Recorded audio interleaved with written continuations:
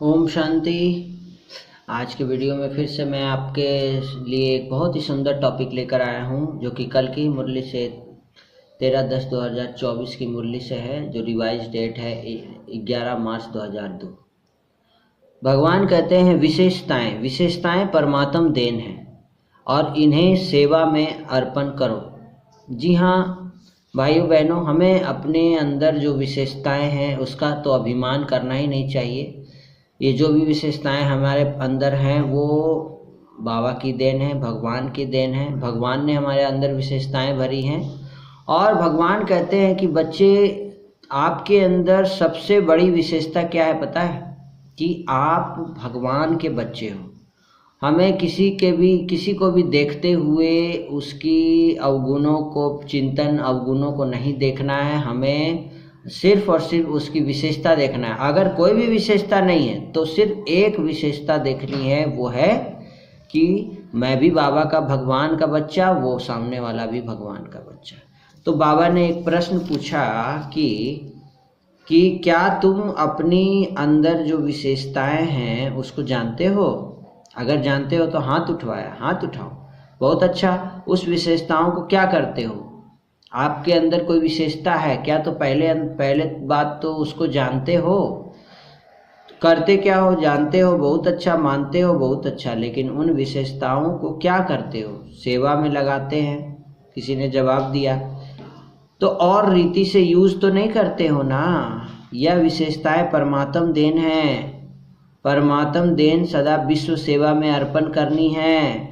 विशेषताएं अगर निगेटिव रूप में यूज किया तो अभिमान का रूप बन जाता है, क्योंकि ज्ञान में आने के बाद, ब्राह्मण जीवन में आने के बाद बाप द्वारा विशेषताएं बहुत प्राप्त होती हैं, क्योंकि बाप का बनने से विशेषताओं के खजाने के अधिकारी बन जाते हो। कुछ भी नहीं आता था, ऐसे भी बाबा के कई बच्चे हैं जो एकदम कुछ भी पढ़े लिखे नहीं। अभी भी किसी को बाबा का संदेश मिलता है पम्पलेट, तो क्या कहते हैं? हमको पढ़ने नहीं आता है ना। वैसे भी बच्चों को बाबा अपना बनाता है, प्यार से बनाता है।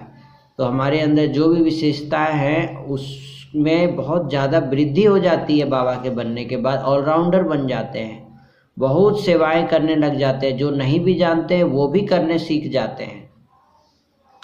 ऑलराउंडर सेवाधारी बन जाते हैं बाबा के बनने के बाद। तो एक दो विशेषताएं नहीं हैं, बाबा कह रहे हैं बहुत विशेषताएं हैं। जो यादगार में भी आपकी विशेषताओं का वर्णन है, 16 कला संपन्न, है ना।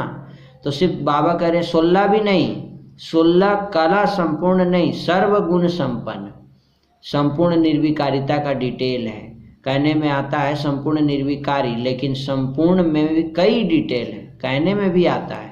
तो विशेषताएं तो बाप द्वारा हर ब्राह्मण को वर्षे में प्राप्त होती ही है, लेकिन उन विशेषताओं को धारण करना और फिर उसको सेवा में लगाना, मेरी यह विशेषता है। किसी किसी को बहुत अभिमान आ जाता है कि मैं ये कर सकता हूँ, मेरे सिवा तो ये सेवा कोई कर ही नहीं सकता है, मैं ही कर सकता हूँ, मैं ही तो चलाता हूँ, मैं ही तो करने वाला हूँ। तो ये नहीं, ऐसे नहीं बोलना।